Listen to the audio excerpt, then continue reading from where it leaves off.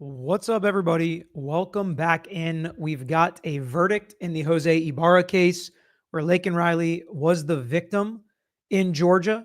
A lot of evidence presented pretty quickly because it has been a bench trial. And we're going to listen to just a couple quick clips of closing arguments to give you an idea of, again, some of the differences with this being a bench trial. And then the biggest difference is after closing arguments, the judge says, I'll be back in 15 minutes.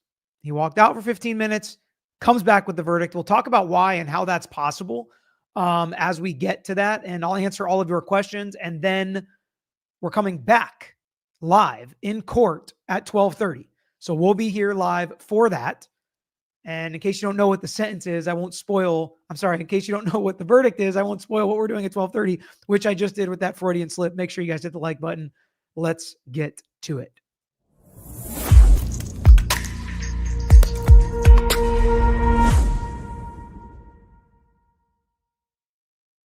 So we have seen a lot of the evidence together.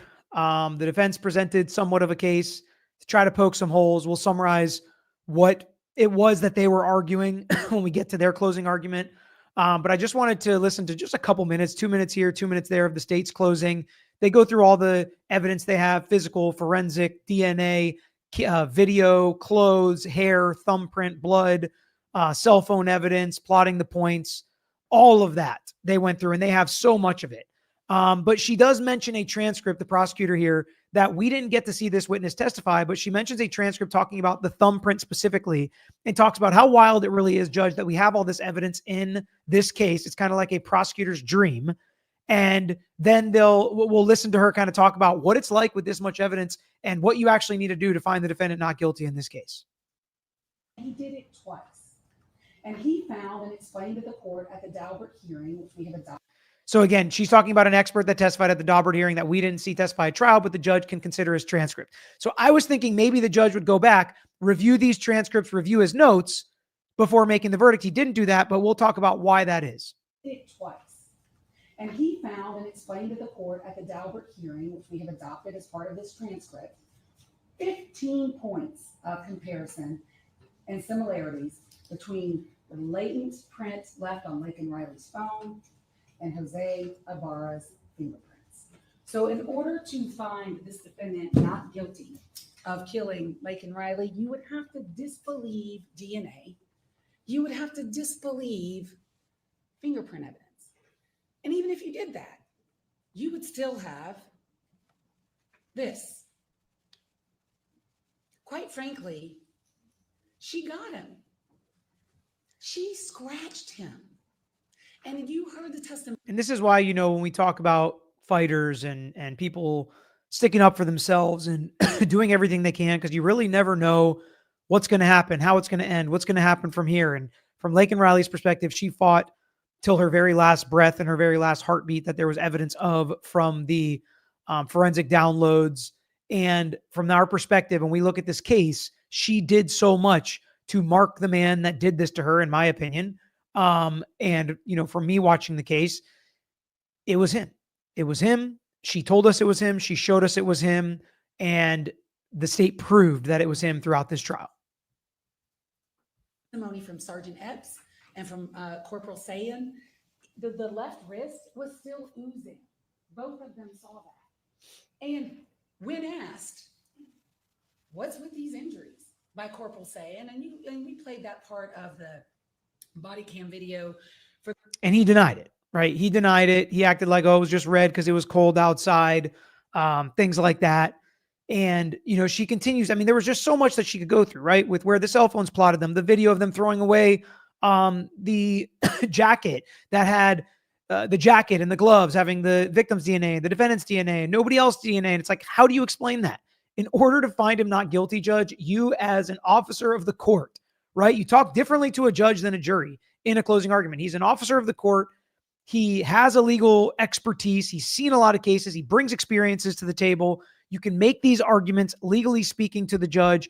And she's basically saying, in order to find him not guilty, you would literally have to throw away more evidence in this case than we have in 10 cases sometimes. That is enough to convict defendants. This is what a case looks like to prove beyond a reasonable doubt that without any confessions, without any statements really that you can use against the defendant, without having a video of the actual crime being committed, without an eyewitness of the crime being committed, all basically circumstantial evidence, this is what it looks like. And you really have no reasonable doubt at the end of the day when listening to her closing statement or closing argument. And let's listen to just a couple more minutes before we get to the defenses. To disbelieve your own eyes. So in order to find him not guilty, you would have to disbelieve your own eyes. What scratches, he says. All of those scratches. And there were more scratches than that because when Daniela Stewart, and those photos are in evidence to you, when she photographed him and made him take his shirt off, there are scratches on his back. His back. And you know what that's consistent with? That is consistent with him asphyxiating her, being on top of her, compressing her chest, and smashing her head in with that rock. And again, that's an inference that she can make with the evidence. That's an argument she can make in closing argument. Did the evidence prove that beyond a reasonable doubt? Maybe, maybe not, but you don't have to prove that necessarily, right? You don't have to prove that that's how he got the scratches. This is circumstantial evidence to prove he's the one that did the deed. That's what that's consistent with. How do you get scratches on the back of your neck? How do you get scratches on your back? Laken left those scratches, and the physical evidence says that she left those scratches because that is why his DNA is underneath her right fingernails. She marked him. I mean, it's like, not only do you have the scratches, and the other brother they try to point the finger at doesn't have the scratches. Yes, Kathy, this is the bench trial. The other brother doesn't have those scratches. So not only does he have the scratches consistent with the struggle, but she has his DNA under her fingernails because she dug in, got skin. She marked him for everyone to see. She marked him for you to see.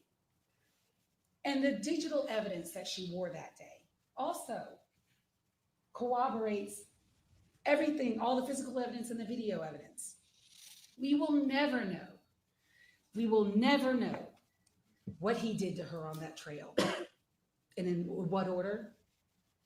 And we'll never know what he did to make her stop. Because quite frankly, I am certain she could outrun him if she wanted to. So when she's saying we could never know, not the best line of argument, in my opinion. I probably wouldn't have said it like that. But she's saying we don't have to know the specifics. Like, did he pick up a rock with his right hand? Did he push her down first or did he hit her first? We don't have to know those specifics to know he committed this crime. That's what she means. But she didn't. And he did something to her where she knew immediately she was in trouble. And how do we know that? From the Garmin and her phone. Simultaneously, if you put those two things together, which is what this graph is that you saw and that's in evidence, at 9:10 a.m., and there's some seconds in between them that really only matter if you're an Olympian swimmer or a track runner. It's so close together in time, it doesn't matter. It is simultaneous.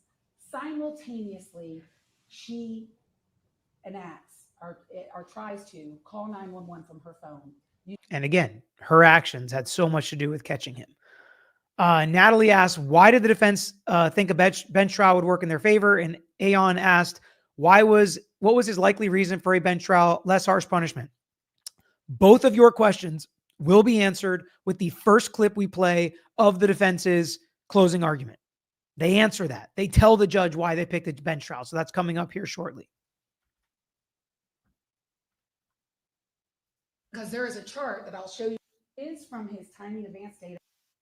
And we know he's in the forest because he has no Reuben data. And we know he's in the forest because his timing advance data puts him there. And they meet simultaneously, digitally, on that trail at about 9:10 a.m. And so something happened. And this is her Garmin watch. And we know there was a fight because the way that it looks, look at this, on the trail, she's still on the trail till about 9:14 a.m. And then her Garmin starts moving off the trail. And he takes her off that trail 65 feet, 64 feet and 11 inches to be exact, 65, close enough. And he does that for only one purpose. And that is to isolate her so that he can victimize her. And that is exactly what he did. But the true allele under her nails, as damning as it is, isn't all that you have. And you could put that aside and the fingerprint aside, although there's no reason to. On the jacket that he is seen throwing away about 12 minutes or 14 minutes after her heart stops beating. And it is no coincidence that he is in that forest until her heart stops beating at 9:28 a.m. And it isn't until around 9:40 that he emerges. He is with her that entire time. But about 14 minutes afterwards, he is seen on video dumping a jacket that you have here in evidence that you've seen a lot, so I'm not going to show it to you again, that has a mixture. And this is traditional DNA. This is not true allele. This is not probabilistic genotyping. This is traditional DNA. And it is a mixture between only two people, Laken Riley and this defendant. I mean, just that, right? Just that would be so hard to overcome with some other circumstantial evidence. It's no mistake that it is blood, a mixture of their blood on that jacket. And on that jacket also are 29 hairs that are consistent with Laken Riley that all have been not all of them, but several of them have been forcibly removed from her head. And they were wrapped around the button that you see in some of the photographs when Officer Davis testified, the way that he saw it. And it is a rare day that as a prosecutor, we ever get such great evidence of tampering with evidence. True. But the defendant himself is on video, and here it is.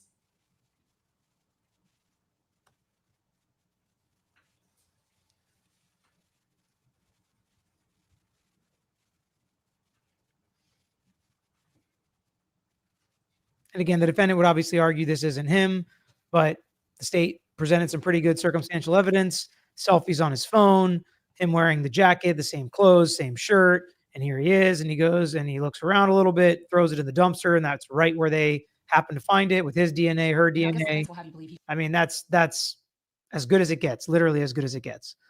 All right, let's play a little bit of the defense's closing here. Kind of right off the jump is the question everybody has, right? Why did the defense go with a bench trial? That is the question everybody wants the answer to, and they provide that answer very early on. And I don't envy your position, Your Honor. The rest of the people in this courtroom get to be human. We can feel shock and outrage. But Your Honor is the court. You are the embodiment of law. And as the court and the fact finder, the law requires that you not allow your verdict to be swayed by sympathy for anyone. It must be based on the evidence. Mr. Ibarra, acting on our advice, elected to have a bench trial, trusting that Your Honor could, and believing that Your Honor would, set aside the emotions in this case and simply consider the evidence. There's your answer. Upon advice of counsel, Ibarra waived his right to a jury trial, chose a bench trial because His Honor is not supposed to be human with emotions like everybody else. He's supposed to embody the law, put all that aside, look at the facts, look at the evidence. Okay. And the judge did that.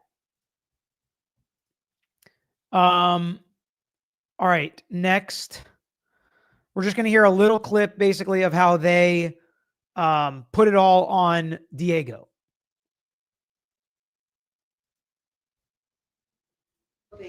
Not a runner on the day of the murder.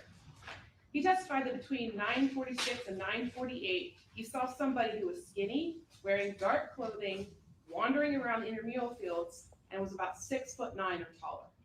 That description matches Diego to a T. And we know it can't be the same person in the dumpster video because it happens at the same time.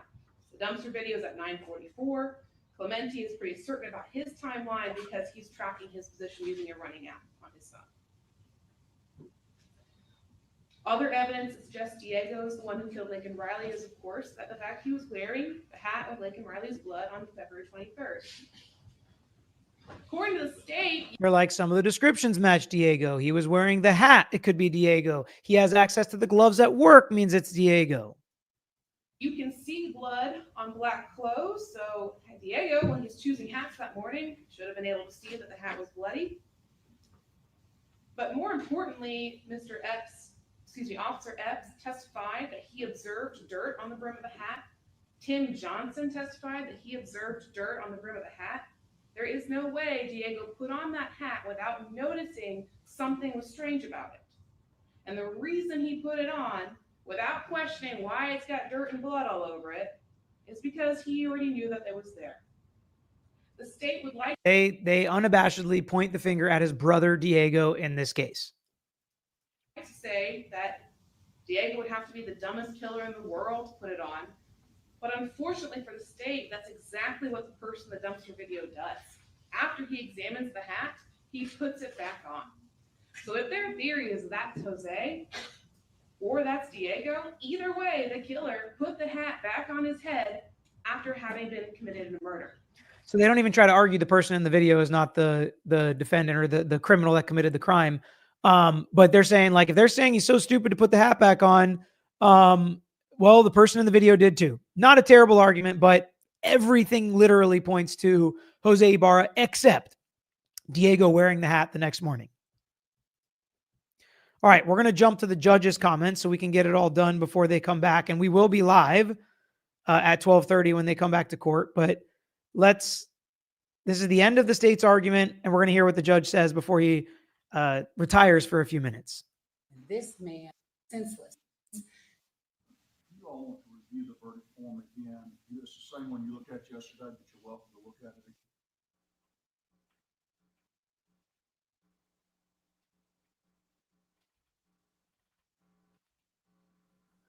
Oh, I missed it.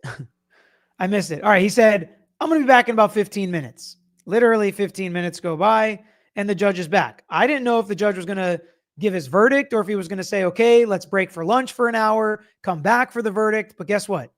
15 minutes later, this judge is ready for his verdict. How is that possible? Number one, he's been taking notes. Number two, he's a judge. He knows what's been going on in this case. Number three, there were all these other transcripts that came in at other hearings. When did he read those? How is that possible? He should have reviewed those. Well, just like it's evidence and testimony in a case, if you're adopting those transcripts, then guess what?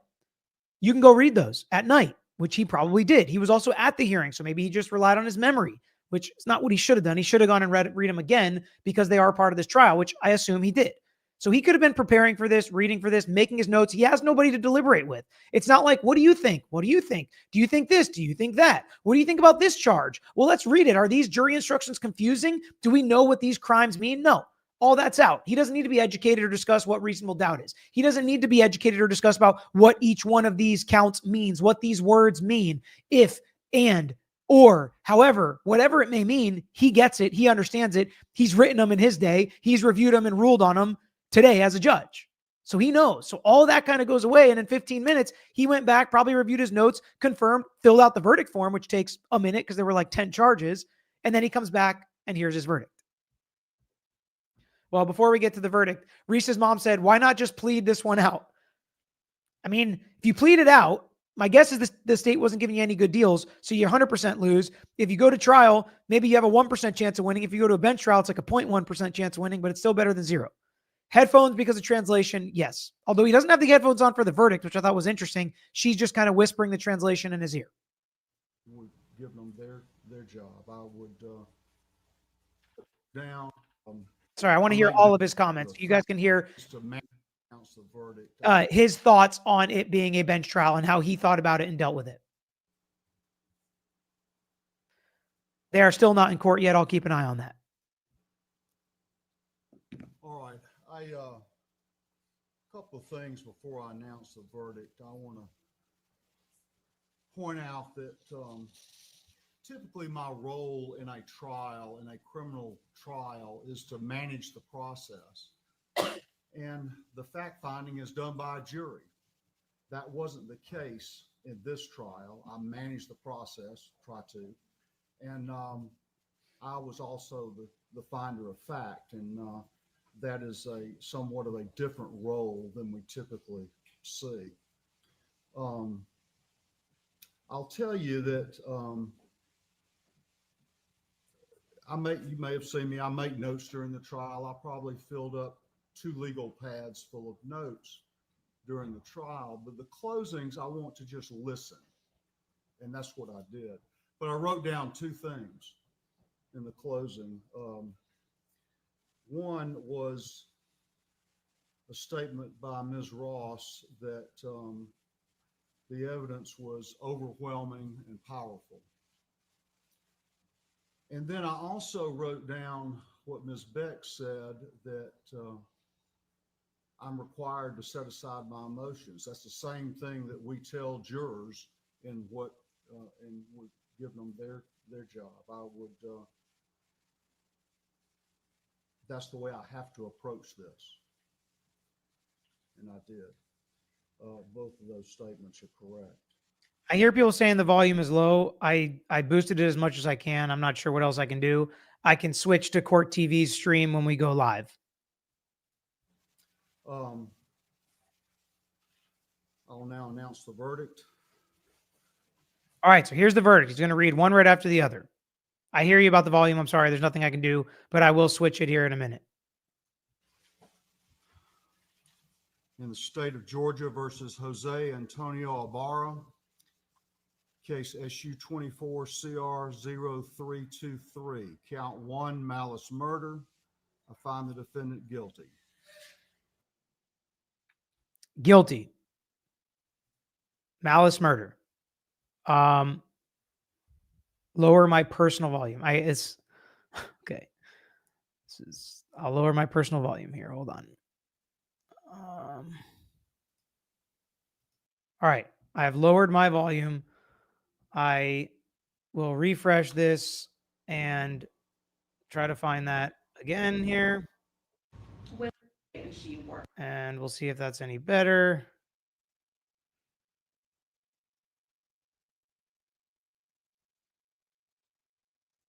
All right. Case SU 24CR, defendant guilty. Count 2, felony murder. I find the defendant guilty. Count 3, felony murder. I find the defendant guilty. Count 4, felony murder. I find the defendant guilty. Count 5, kidnapping with bodily injury. I find the defendant guilty. Count 6, aggravated assault with intent to rape. I find the defendant guilty.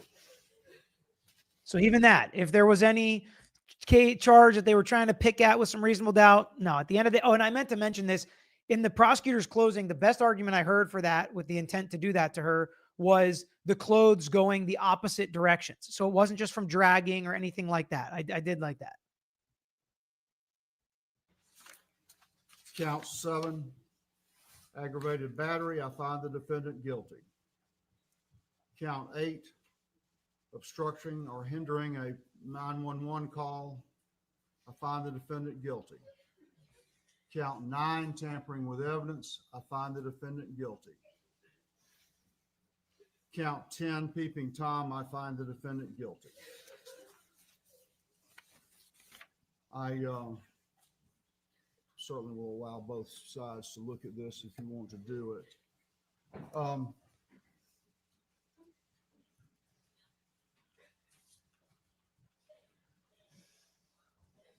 The next step is sentencing. I'm prepared to go forward with that now, or if either side suggests that you need a few minutes, an hour break or something to do that, then I'll certainly do that as well. Consider that. Sure. All right. So they take a break and they go away for an hour and then they come back. I'm switching to Court TV now. Hopefully this one's better. We will see. All right. So we're on Court TV and we will wait to see when court is back live for sentencing. It should be any minute now. Yes, sentencing is today. That's what we are waiting for. And there's a couple of interesting questions that have come in. Boogie Ride said, how is it not a death penalty case? This is a great question. This is also a question for prosecutors, and really only they can answer the question. And the court is back. Here we go. I don't know is the answer. I don't know why it's not a death penalty case.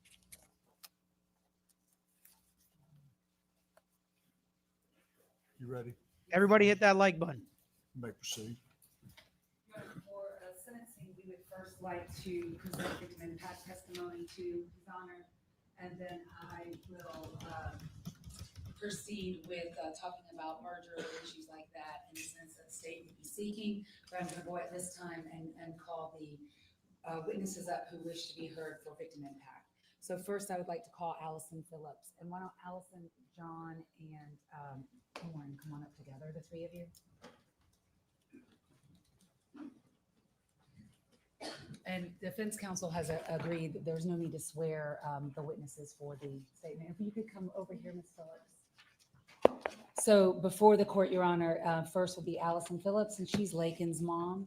Behind her is her husband and Laken's stepfather, John Phillips, and then their daughter, Laken's sister, Lauren.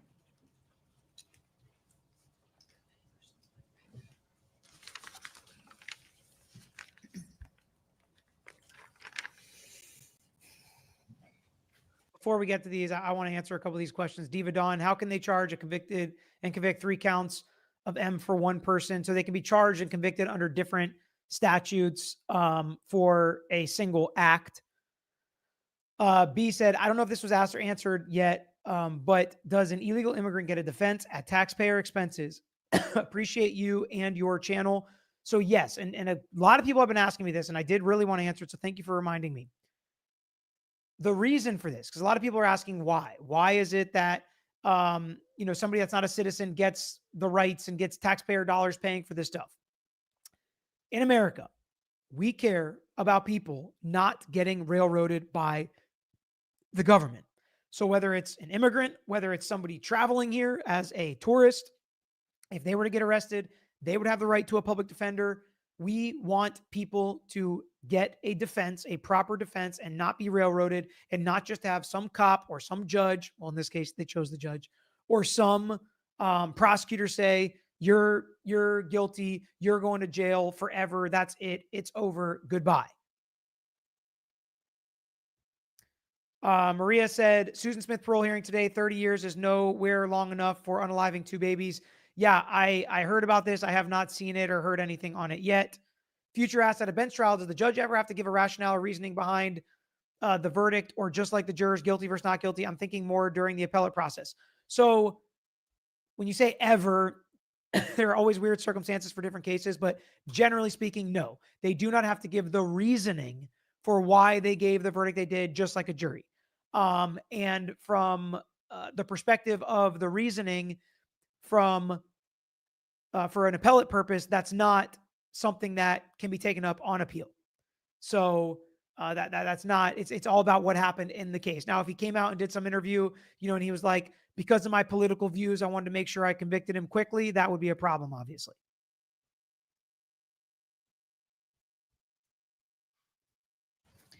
Your Honor, on February 22nd of 2024, our family and friends were given a life sentence without a chance of parole. Jose Ibarra took no pity on my scared, panicked, and struggling child. There is no end to the pain, suffering, and loss that we have experienced or will continue to endure. On that horrific day,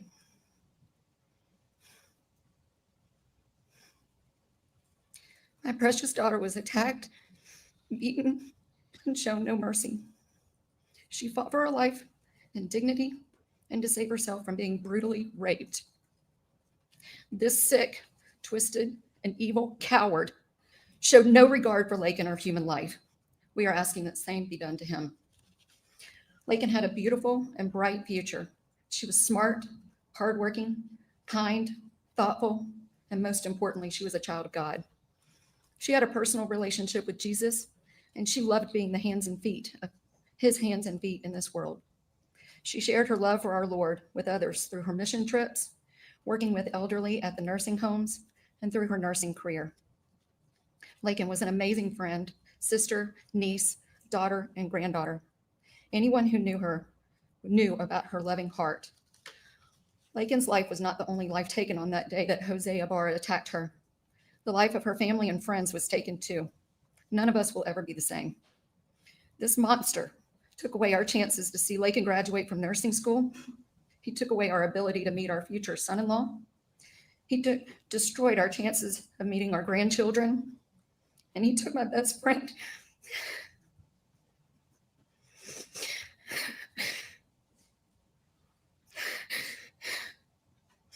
He ripped away every beautiful memory we will ever be able to make with her again. This horrific individual robbed us all of our hopes and dreams for Laken.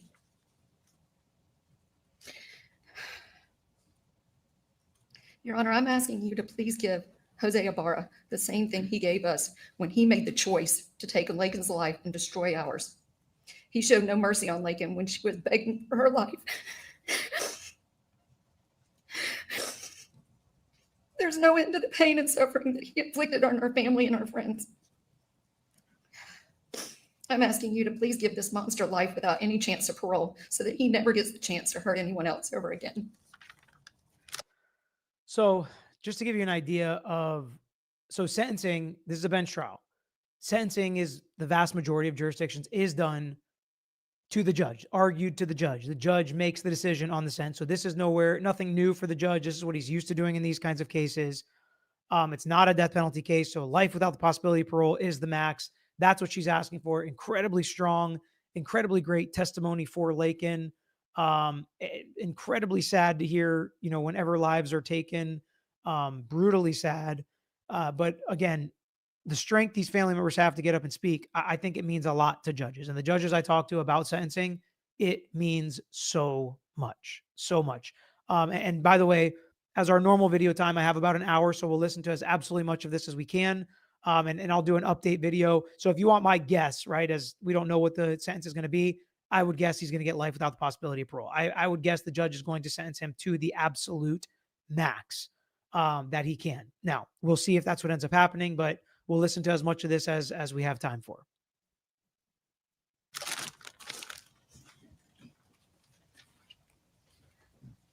This is John Phillips. I'd like to thank Your Honor for the opportunity to speak today. I truly appreciate it. So yeah, this is somebody said he should have to wear headphones, which he's not. We'll see. The lady sitting right to his right, to the left on the screen, is the translator. We'll see if she's still translating. I heard in the opening.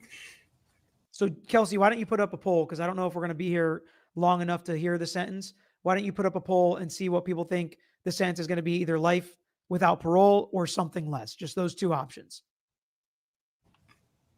Statements from the defense that the loss of a life that was apparently full of promise is tragic. I'm here today to let Your Honor and the entire world know that Laken's life was not apparently full of promise, but instead was abundantly and exceptionally full of promise. It was a shining beacon in the life of. She is translating for the defendant.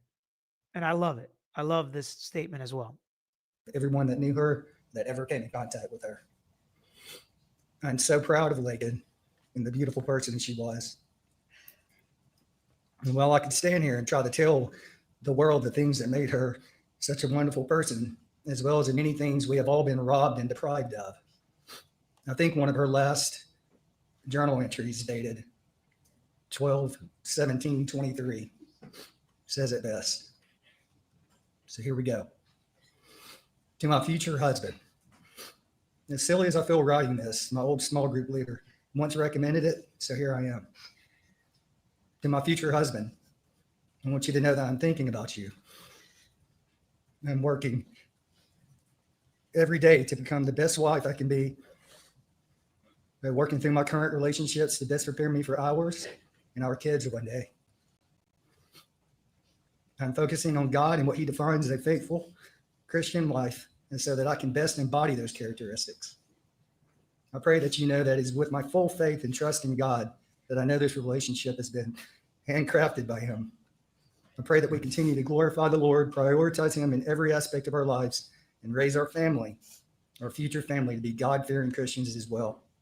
I pray God is the center of our relationship as it is a gift from Him. I thank Him for you before I even know you. I can't wait to love you in the best way I know how for the rest of our lives. I pray you know and feel the importance of my love and hopes for our relationship. No matter what challenges we face, I pray that our trust in God and love for one another overrules the obstacle. May our relationship last forever. Your future wife, Laken. That, Your Honor, was our beautiful Laken.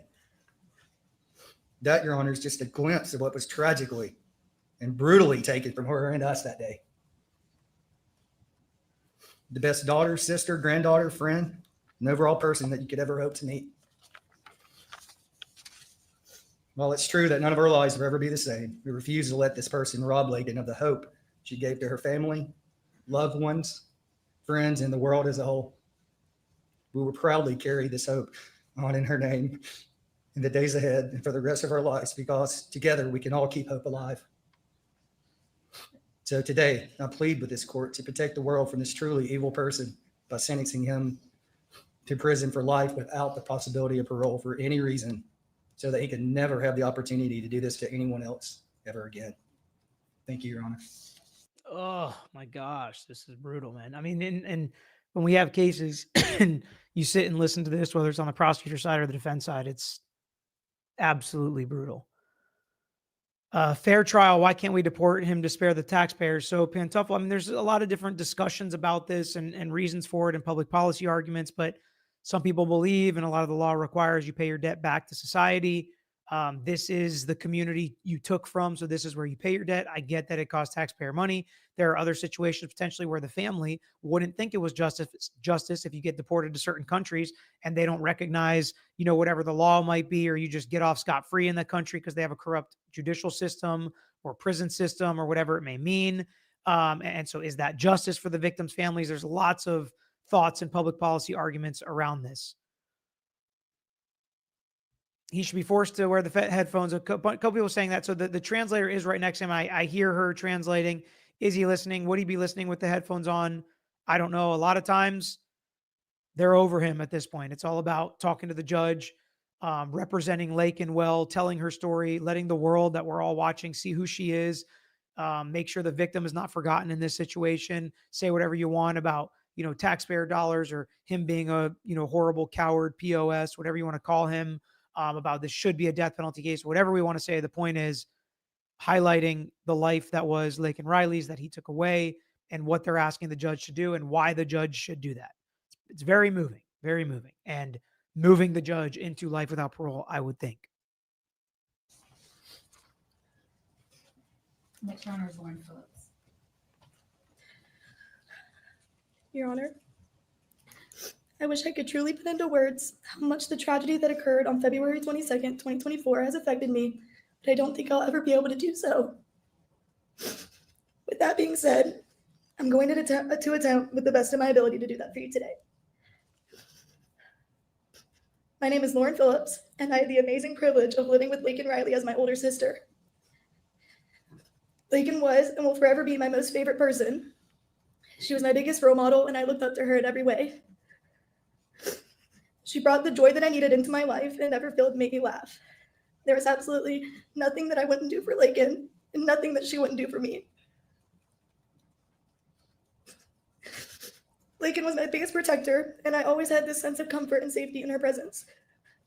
We've been inseparable ever since the moment I was born, and I've been lost ever since she was senselessly stripped from our lives by Jose Antonio Ibarra. I now have this hole in my heart and in my life that I know will never be filled. I had to walk the stage of my high school graduation without my biggest supporter and cheerleader in the crowd. I had to finish my senior year of high school, which most would say is the happiest and most surreal part of your life. It was simply the opposite for me. I had to turn 18 and become an adult without the one person I looked up to there by my side. I had to get accepted into my dream school, the University of Georgia, without my sister telling me how proud of me she is, and finally getting to live in the same town together again.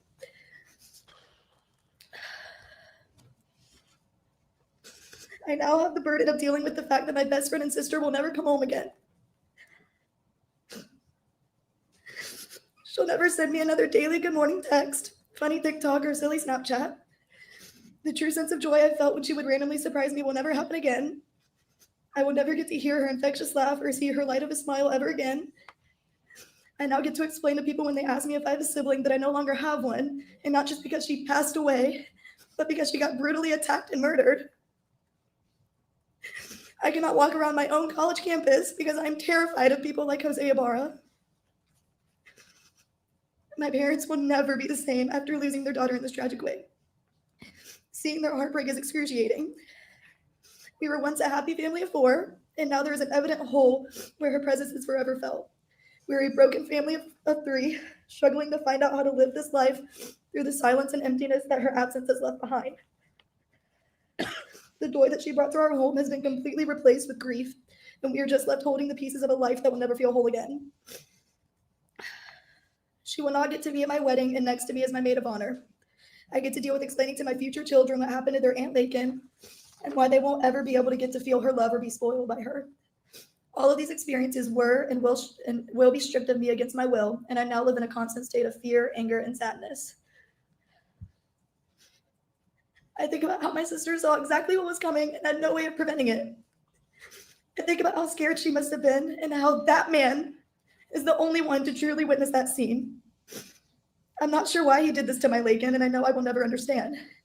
I've waited for him to have a reason, but as the details of this case have unfolded, I realize I'll never get any peace or closure. What Jose Ibarra did to my sister is almost unbearable to listen to. I am completely disgusted having to even look and be in the same room as him. That predator is inhumane and is the epitome of evil. I have no doubt in my mind that the monster sitting in this room with us today is the same monster that encountered my precious sister on February 22nd, 2024, where he proceeded to attack, assault, beat, murder, and attempt to rape her. Jose Antonio Ibarra has completely and utterly ruined my life, and I can only hope and pray that he receives a sentence that ruins his. Thank you. One thing that's also important to remember is in some of these cases, when they're speaking to the judge for the first time in sentencing, the jury has made a decision. You know, sometimes myself or other lawyers that are watching cases were like, man, I don't know about this one. Maybe there was some reasonable doubt, or yeah, he did it, or, you know, maybe it was insanity or some affirmative defense that the defense is arguing, maybe more than the jurors think or more than lay people think, whether right or wrong. Just lawyers are taught to think differently in law school. Maybe that's good, maybe that's bad. Regardless, we don't always know what the judge is thinking, right? The judge is a lawyer. And so we don't always know what the judge is thinking, even when a jury comes back with a guilty verdict. So we don't know. Does he for sure think that Jose Ibarra did this or the defendant did this? Does he want to hammer him? Well, in this case, 15 minutes, guilty verdicts across the board, top to bottom, with no semblance of any thought that Jose Ibarra was not the person that did this for exactly the reasons the prosecutor said. So we know that. We know that.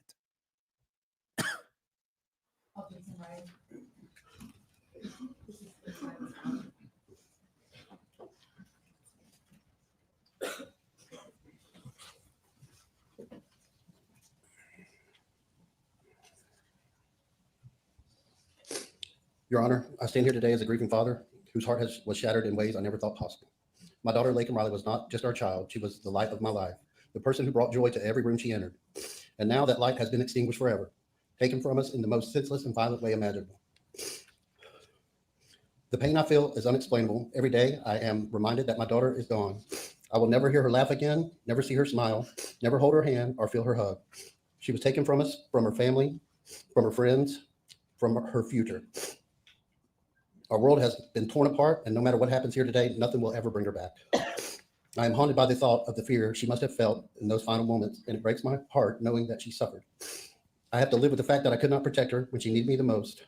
The pain of not being there, of not being able to stop what happened to her, is something I will never escape. My daughter had so many dreams, so many hopes for the future. She had worked so hard to become a nurse, to work with children, and spread the love of God. She was a loving, kind, and intelligent young woman. She had so much to offer the world, and her life was taken from her far too soon. I will never get to see her achieve those dreams. The void that has been left is unmeasurable. The impact of her loss on our family is immeasurable. As a father, I am forever burdened with the pain of losing my child. I'll spend the rest of my life trying to navigate this grief, trying to make sense of the world that took my daughter from our family. But I will never forget her. I will keep her memory alive. And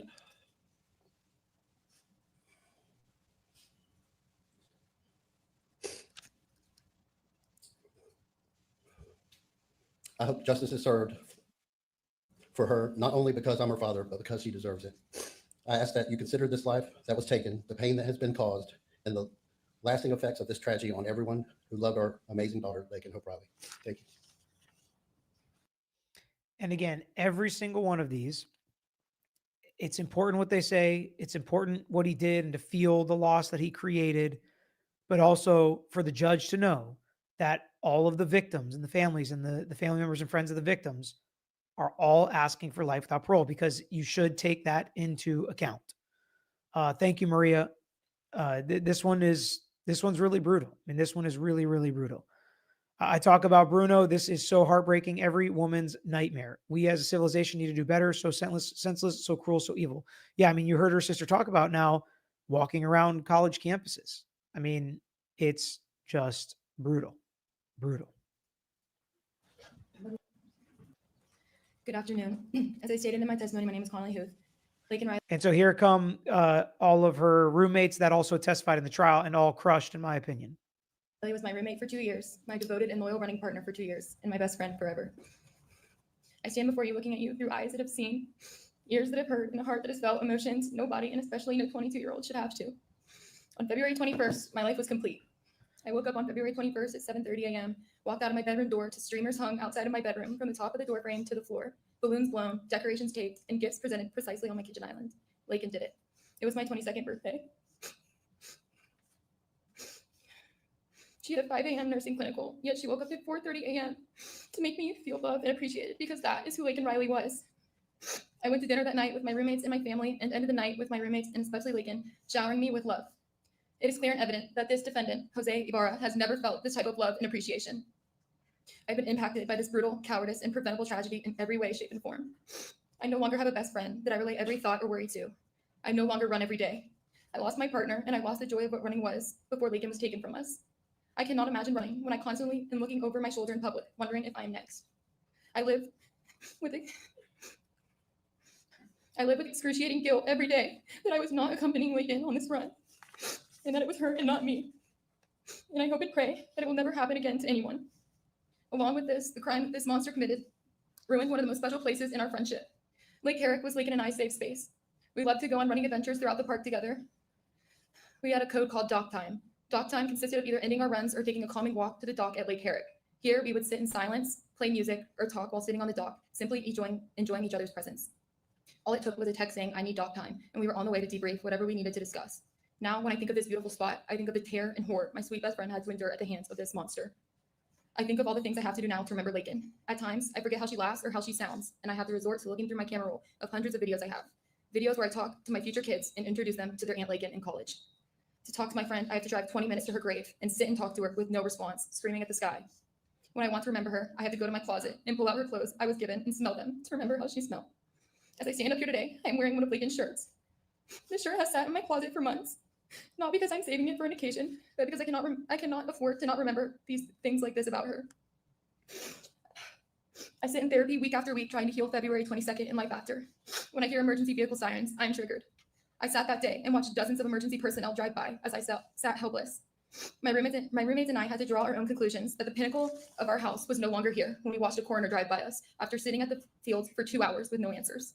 Our fears were confirmed when we received a university-wide email that alerted students, faculty, and staff that a female was deceased. I lost faith in humanity the day that my kind, selfless, beautiful, smart, loving, and perfect best friend left this earth. I will never understand why it had to happen in the first place, but more importantly, why out of all people it had to be her. The world lost a girl who would take the clothes off her back for her family, friends, and even strangers, who studied and devoted her life to Christ and nursing so she could save lives and make a difference in this world. Laken cannot be replaced. If you had the ability to bring her back out of all this, I would give up every earthly possession I have to see her infectious smile, hear her contagious laugh, and her infamous "love you, girl," and I would hug her neck, but you cannot. Laken made this world, and more specifically my world, better. My first 2 years of college, when I did not know Laken, I went home all the time. My last 2 years of college, you had to drive me home. That was because Laken was my person. So, Your Honor, I wish to proclaim the maximum sentence for the defendant, as I will never be the same, her loving, beautiful family will never be the same, and this world will never be the same. I hope this sentencing sets a precedent, so it stops with Laken and fails to happen to anyone again. Laken was a hero and a warrior. She died a hero and a warrior, and she is a hero and warrior to all of us. Laken was my source of light, joy, and unwavering happiness. So when her life was taken, so was a part of me that knew how to truly feel those things again. Thank you, Your Honor. Your Honor, my name is Lily Steiner, and as mentioned in my testimony, I was one of Laken's roommates, friends, and family. On the day of February 22nd, 2024, Laken Riley was taken by Jose Ibarra from her family, her roommates, her friends, her sorority sisters, her classmates, her future children, her future husband, and her future patients. This trial focused on the death of Laken, which has overshadowed the life that she lived, the life that was stolen from this community. Laken was the most driven student with the biggest heart of anyone I think I ever will meet. As roommates, we got to spend a whole lot of time together. We had our family dinners that were strictly chili. We watched Dancing with the Stars every Tuesday. We had almost daily Starbucks runs, which I hoped to do that morning when I checked her location around the time she took her final breaths. We'd often get to a point at least once a week where we'd get emotional, thinking about what life was going to be like once we graduated. Laken held a place in all of our imaginary futures. Now Sophia, Connolly, and I graduated in May, required to move on with our lives, while Laken can't. We have the privilege to get jobs and move to an exciting new city to experience post-grad life, but Laken doesn't. I'm currently working as a medical assistant, waking up every day dreading that I won't get a text from her to make my day better. I'm striving to work in the medical field, but I know I could never be half the healthcare worker that Laken would have been and that the world was deprived of. While living together, we often would play outside of our house in the middle of the street, specifically Foursquare, listening to a playlist I made called Playtime with My Family. Our home was such a special place to us, one that was tainted. Athens has never been the same, nor will it ever be. Shortly after Laken's death, I had to come back to UTA to finish my classes without Laken and without the safe space that we built together, and it was awful. Every time I wanted to go somewhere, I had to drive by the apartments that provided a roof over his head while he got to rip away ours. Life without Laken has been so dull, and having to learn how to navigate time without her through grief, anger, and fear has been beyond difficult. So many people are lost without her. Laken made her short time on Earth so significant that she managed to impact those who she never even met. Laken left a colossal legacy to everyone she touched, and I have zero doubt that she is still not finished building it. And that is something Jose Ibarra will never be able to take away. I hope to never say his name again, but to shout Lakens every chance I get. I kindly ask your honor that you help us all in our long healing journey by allotting the maximum sentence for Jose that unfortunately still won't make up for the beautiful life taken. Sophia. Your Honor, my name is Sophia Magana. I'm Laken Riley's roommate of 3 years. I stand before you today with a heart full of grief, sadness, and an overwhelming sense of loss of my best friend. Laken wasn't just my best friend. She was my roommate, my sorority sister, and above all, she was my chosen family. The joy and kindness Laken brought into my life every single day can never fully be put into words. We confided in each other, supported each other through life's challenges, and celebrated our joys together. The loss of my best friend has shattered my world in ways I never thought possible. I never imagined that I'd have to navigate life without her by my side. Every day, her friends, family, and loved ones carry the weight of her absence, a weight that is heavy and unrelenting. Laken was my fearless other half. As someone who's reserved and awkward, Laken was always there to nudge me to step out of my comfort zone. She would pull me onto the dance floor and encourage me to try new things, remind me to live life to the fullest. I trusted her completely, and I always knew she was there for me, as I was for her. Those small, precious pieces of life that we once took for granted are now reminders of what I've lost. Laken taught so many people in her life invaluable lessons. She showed me how to find joy in every moment, how to embrace life with an open heart, and how to dance in a crowded room without caring what anyone else thought. These lessons will stay with me forever. Laken was not just my best friend. She was a devoted daughter, a loving sister, and a cherished friend to so many. She was an exceptional student with a bright future ahead of her, destined to become a nurse who would touch countless lives with her compassion and care. So my first thought is, as we're watching, this is why we don't watch a ton of these. Number one, it's brutal, absolutely brutal. I usually watch them on 2x speed by myself, and we talk about them later because it is important to remember this stuff. And as we watch trials, we remember lives that are taken. And, we talk about there's no perfect victims because there's no perfect people in the world, but there's definitely people that have different legacies and have touched people differently. And to hear them, it's brutal. And the judge has to listen to these before making this decision on the sentence. Maria, I appreciate that. And one thing that is so important is he chose a bench trial. It was a fair trial. The judge made the decision, and we can be confident in this verdict. This is what the justice system is supposed to look like. And we are supposed to be confident in the verdict at the end of every criminal trial to a moral certainty.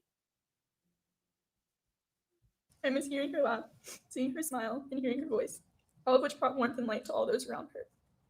Now we are forced to confront an unthinkable reality. We will never again hear the joy of her laughter, feel the warmth of her smile, or find peace in the sound of her voice. The loss of Laken has left a hole in our hearts that can never be filled. The monster who took Laken's life has clearly never known love, like the love Laken showed everyone in her life. Love that was boundless, love that was a testament to the amazing person she was. Jose Ibarra barely attacked Laken.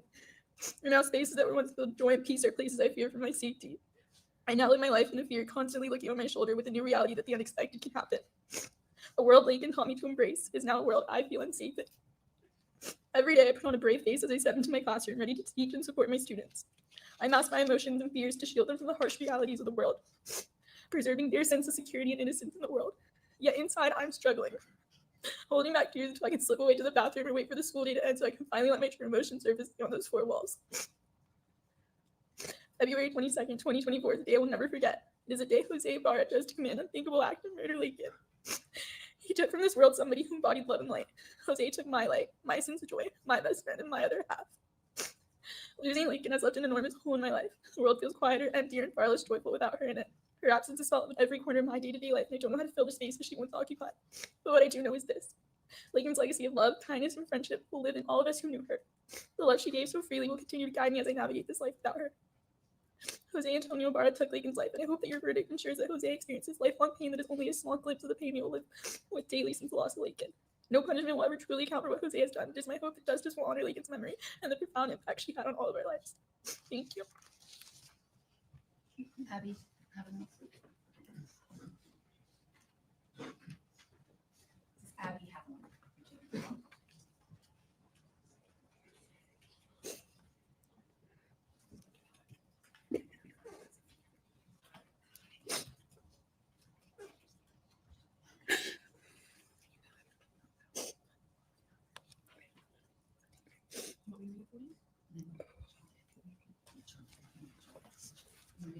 Can you read it? Okay.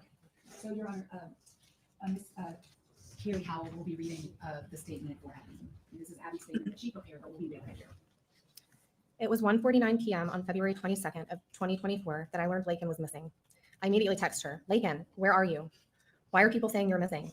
Just minutes after 2:17 p.m., a campus email came out confirming my worst nightmare. Laken had been found unconscious and not breathing. Laken, the girl I met in middle school and became best friends with our freshman year of high school. The girl I couldn't imagine being far away from when it came time for college. So we both decided to attend the University of Georgia together. The girl who stuck by me and got me through some of my toughest times in life, as well as accompanied me during some of my best. The loss of her is something I will never be able to come to terms with. I will never be able to come to terms with the fact that I was sitting in class just down the road, going about my day, the morning this horrific event was taking place. I will never not think about the last time I saw her, the pink sweatshirt she was wearing, and the last words she ever said to me. I will never not think about all the things I would have said had I known it would be my last time seeing her and talking to her. Myself, everyone up here, and the world has lost such a special person. Laken was intelligent, patient, loyal, driven, and kind. Her pureness and love for the Lord were evident and shined through her in a way unlike anyone I have ever met before. She is in a better place, but it is not fair that the rest of us still here on earth have to suffer because of this individual's actions. Because of this individual, some of my happiest days, such as the day I get married and have kids, will be forever accompanied by a feeling of grief, a sadness that Laken will not be there with me to experience them. Because of this individual, I have so many fun memories, but no one here to share them with. Because of this individual, I will be searching for the rest of my life for a friendship like the one I shared with Laken, but I know I will never find one because ours was simply unreplicable. I am here today to support Laken. I hope to provide only a fraction of the support she continuously gave me during her time here on earth. I miss her desperately and long for the day I get to see her again. Since February 22nd of 2024, I will forever be changed.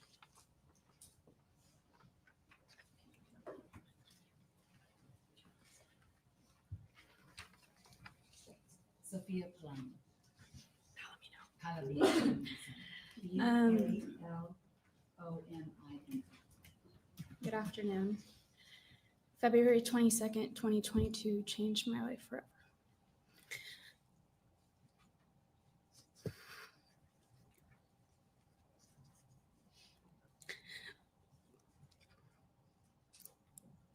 Not being in Athens that day will forever haunt me. Finding out through an email will forever haunt me. And seeing this posted all over social media will forever haunt me. Laken Riley was my best friend, the person I told everything to, and the person I trusted with anything. The pain of the last 9 months has been indescribable. If you would have asked me a year ago where I thought I'd be and what I would do in 2024, I'd tell you I'd be finishing up my second to last semester of college with Laken as my roommate as she finishes nursing school. I'd tell you we spent St. Patrick's Day together in Savannah, and I'd tell you we went on that trip we planned to New York. I'd tell you she finally got me into running, and she would train me for the Av half this year. I'd tell you many things and many of our plans, but instead I get to tell you how different my year was. I get to tell you that I can't do anything by myself anymore, even in broad daylight. I get to tell you that a town I used to love being in just fills me with dread. That everywhere I go just reminds me of places we used to hang out and go on walks to. I tell you that I can't go past our old house and haven't been able to return to the IM field since. I tell you the weight of emptiness I feel when I still go to text her sometimes. This is now something I have to live with for the rest of my life, knowing her life was taken too soon and things I was looking forward to will never happen. Being at each other's weddings, graduating together, and seeing each other's start our careers. This wasn't just a life that was taken, it was a future stolen. It's difficult living with knowing that nothing and nobody will fill the hole that's been left in our absence. I will never get to experience her famous belly laugh again, her comforting presence, or her cheering me on as we go through life. So many what ifs play in my head over and over. If just one more thing maybe would have changed her path that day. But instead, my reality is that she is not here. And that because of what this animal did, we have sat here all week hearing every fraction of evidence and reliving the worst days of our life on repeat. I know nothing will bring her back, even though I so badly wish it would. But justice would bring comfort to us all. No one who can take away such a light and sweet soul deserves to walk free ever again. The death of my best friend has changed my life forever.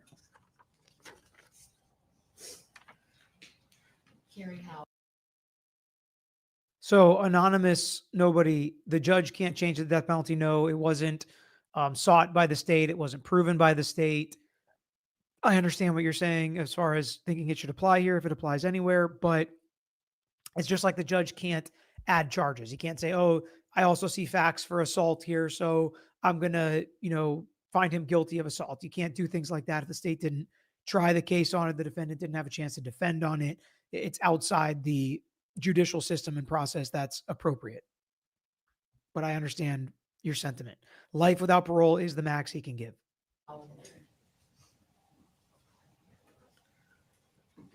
Hi, Your Honor. I've started this over and over and over.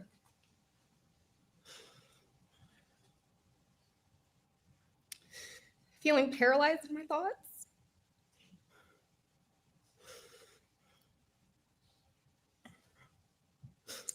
With overwhelming emotion. It's wild. So it's just kind of like something I'm picking up. So she read somebody else's statement and did it pretty fine, right? When you're thinking of somebody else's statement and you're reading somebody else's statement, even if it's about somebody you love, it's really sad, but it's not the same as when it's your own words, your own experiences, your own life. Like you see the difference in her tone, which I think is kind of wild. But like this is it. I mean, this is hitting each one of these people individually. And it's not knowing which direction to go because there's so much that can be said today. Everyone has spoken so beautifully over her, and I had the privilege of getting to speak about her at her celebration of life and getting to talk about all of the beautiful and wonderful things about her.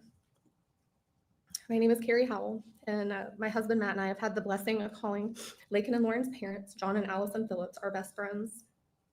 John and Matt met in college, where they were roommates and fraternity brothers, and they formed a bond as friends that grew into a true brotherhood.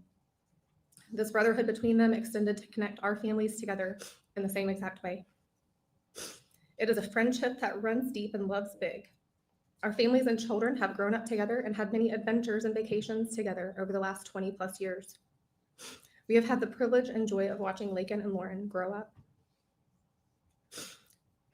272 days ago, on the morning of February 22nd, 2024, our lives were forever changed in a way none of us could have ever imagined. The moment I got the call from my husband that Laken had not returned home from her morning run, that no one could get her on the phone and she was missing, I knew in my heart something horrific had happened to her. I had the worst feeling that she was no longer with us, but I prayed and prayed and prayed as I frantically got ready to make the drive to Athens to be with my friends. I was begging the Lord for her to still be alive, and as terrible as this would be, that she had just been kidnapped and would be found physically unharmed and alive, or that she would be able to escape to safety, and praying she wasn't being trafficked. I was literally praying for her to not be kidnapped. Like, that sounds so crazy. But that just at the time seemed better than the alternative. I've never prayed for anyone to be kidnapped. I get the calls on my phone, and in fact, I pray for those people to be found and unharmed. Can you imagine your pleading prayers with the Lord being for someone you adore and love to just be kidnapped? That option gave me hope in that moment that she would be brought back to her family alive. I was desperate for my friends. This nightmare spiraled out of control when I received another call from my husband while he was on the road, or while I was on the road to Athens. John had called my husband, and he said to my husband, "She's with Jesus, brother." That will never leave my memory. As my oldest daughter and I sat in traffic on our way to Athens, time seemed to have stopped in that moment. Yet, as we are here 272 days later, time has continued. It has continued in ebbs and flows of every emotion you can experience. Time has stood still in utter disbelief that this precious human is gone, while day-to-day life continues on. This was an act of pure evil at the hands of Jose Antonio Ibarra. He willfully chose to prey on innocent young women on the morning of February 22nd, with Laken Hope Riley being the young woman he would succeed in torturing in the most excruciating and brutal way while she fought not only for her life, but for her dignity. He must have believed that she was there for his taking, that he was entitled to whatever sick, perverted urges and desires he had that morning. Not one person on this planet has even one right to take what they want from a person simply because they want it. Yet Jose did that. Because of his evil actions, we are all being forced to learn how to navigate life with the stark, harsh reality of Laken no longer being here. Her amazing friends have been robbed of the beautiful gift of lifelong friendships and doing life together with their future husbands and children, the way my family and the Phillips family have been blessed to do all of these years. Her grandparents and aunts and uncles and cousins feel the absence of her presence constantly and have been robbed of the continued blessing of her being a bright light in their family.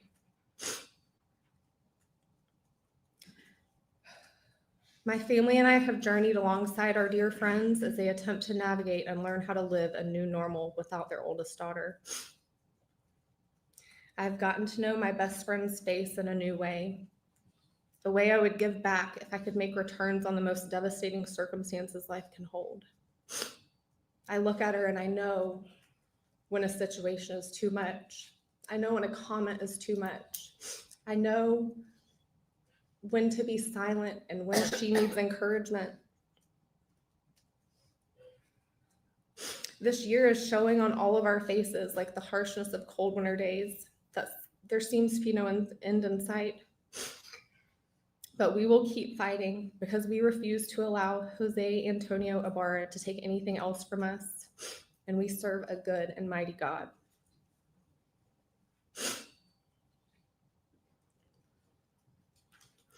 We've already been forced to journey through our annual family vacation without her. Family get-togethers, fun events. And the absence of her presence is so deafening. I mean, sure, we still laugh and we're still living. We're still here. So we have to keep living, and we're going to honor her with everything that we have. And we're just going to keep trusting in the Lord to help our dear friends and sweet Lauren with all of the things that they're now not going to experience with their daughter. No parent should have to say goodbye to their daughter in this manner. The loss of a child is devastating no matter what the circumstances are. But when it's something like this where evil intentionally goes out to harm somebody, there's no words for it. And so today I stand before you with her friends and family, and we ask you, Your Honor, to bring earthly justice for our precious Laken and for all of us who love her so very much.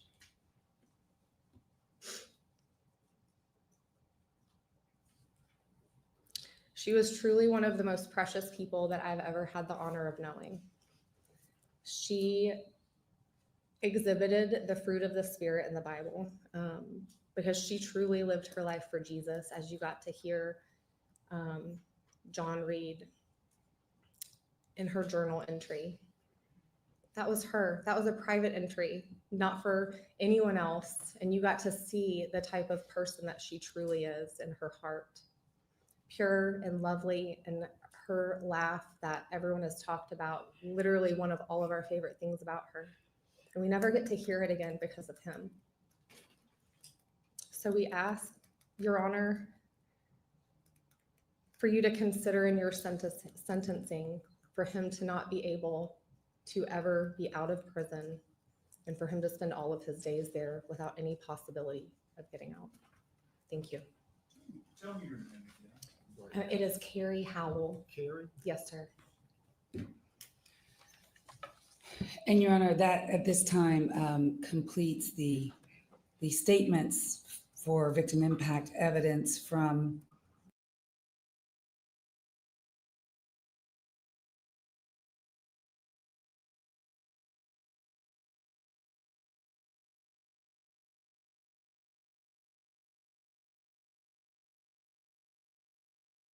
Kelsey, let me know I'm muted. Sorry. Candy said, Peter, things I haven't heard presented were the apartments also student housing. How were they working on campus with bogus green cards, no background check? I don't know the answer to that. I don't know the answer to either of those. But now the state is going to make their legal arguments for, my guess is, life without parole. Yes, I realize I was muted. Sorry. Laken's family and friends. The state would also have a few more items to present for victim impact, and then I'll address the indictment with the court. And one of the things I wanted to share with the court is that a lot of times when we hear victim impact evidence, it is very much so the way that we hear it here in court. Hold on, I'm gonna pause this for and what which is really 1 minute of when or where this court will be able to get the true impact of what the murder of Laken Riley did to her family and the impact of his actions on her family. Because what the investigators did in this case is, as you know, they were all wearing body cam videos, and there's hundreds of hours of it in here. And there is one moment where, and I'm just going to play 1 minute of it, just 1 minute of the horror that this family has gone through in the last 9 months and what they're going to continue to go through for the rest of their lives. And it is the moment that they learned that their daughter was dead. And in this video clip that I'm showing, which I've marked as states 333, at the top right corner, it's at 1950, you'll see a black truck.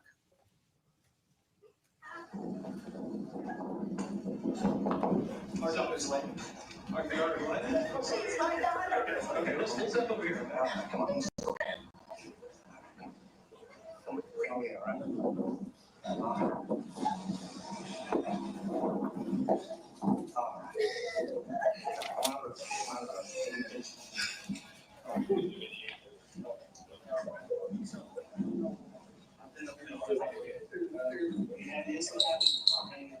It's not good. I don't want to tell you yes or no because I don't have names. I don't know who anybody is. I do know that this person exists in the building.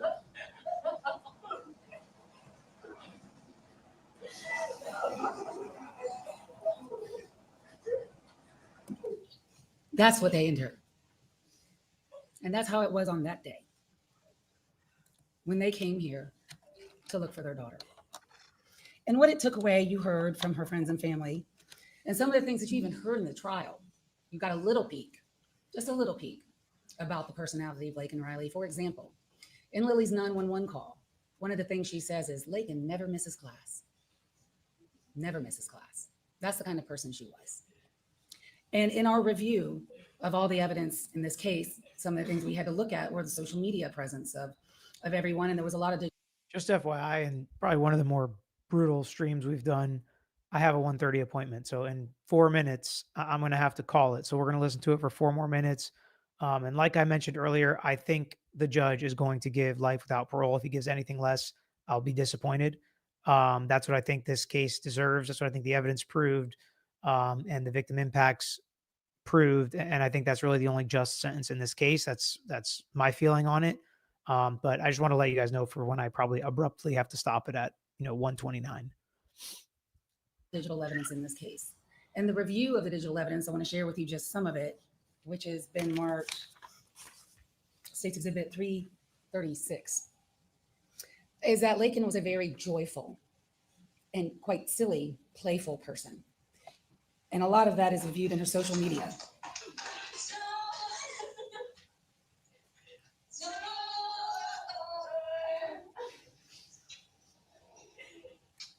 And the Ring doorbell. Running.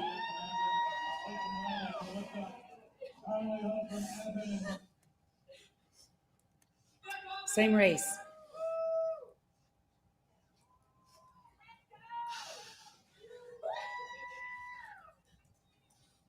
And these are just little snippets that we saw in the investigation that we thought would be important to share with the court.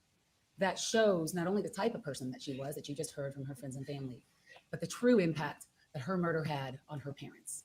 But more than that, one of the things that the court is permitted to consider in victim impact testimony is the impact that her death has on this community. And in that regard, the investigative team has spent a great deal of time out there at the crime scene, Lake Herrick, all of those trails, and looking for things, measuring things, just going about the daily jobs of homicide investigators and homicide prosecutors. And one thing that we noticed that's still there is State's 335. It's a mural, a memorial to Laken Riley that is still up there to this day that shows the impact of her death on this community. And that is something that Your Honor is permitted to consider in deciding what would be an appropriate sentence in this case. And everyone is correct, and I'm sure we'll hear it. Whatever you do, Judge, you can't bring her back, and it's horrible. But what you can do is give comfort with your sentence. And what you can do and what you are permitted to do, and what I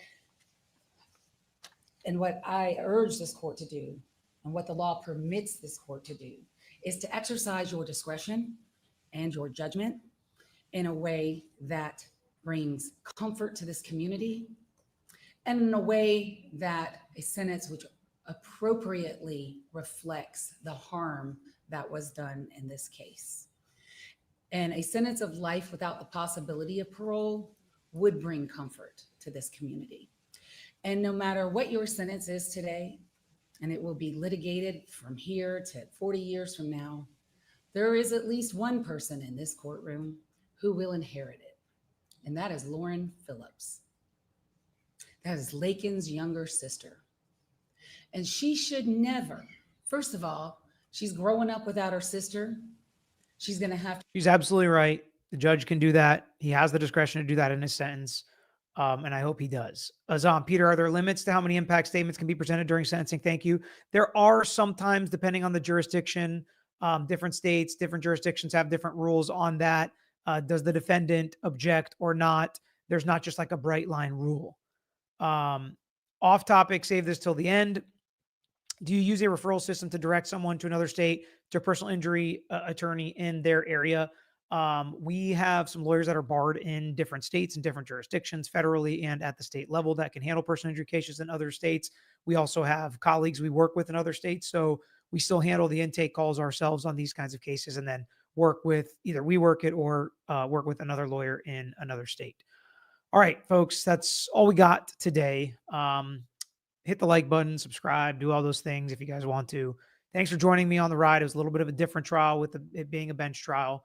And, we got to endure this video together. So thank you guys so much for being here.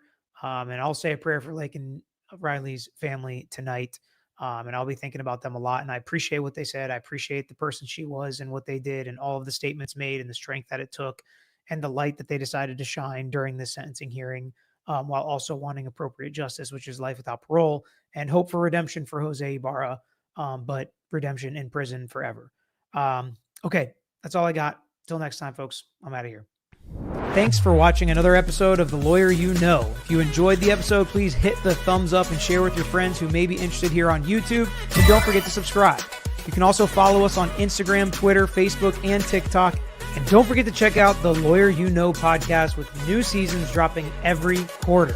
If you have a case you want to talk to us about, if it's a personal injury case, wrongful death, catastrophic injury, car accident, or slip and fall case, please email us at lawyeryouknow@gmail.com. And of course, all these links I just mentioned are included in the description below on this episode and every episode. So until next time, this is Peter Tragos, the Lawyer You Know.